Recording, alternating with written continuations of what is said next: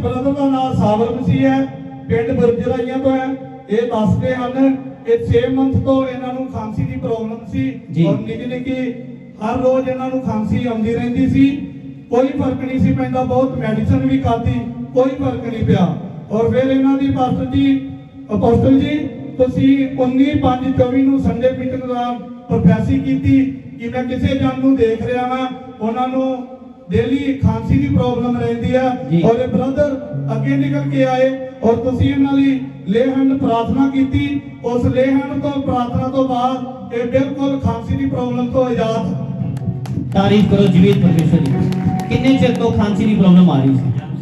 Jam सी pastor जी 6 महीने मैनू खांसी बहुत ज्यादा रही जी, बहुत मैं परेशान रहा ते मेरे घर दे भी आंदे तू टीवी चेक करा, तेनू टीवी आ खंघ आउंदी दी नाल बुखार भी चढ़ जांदा है जी।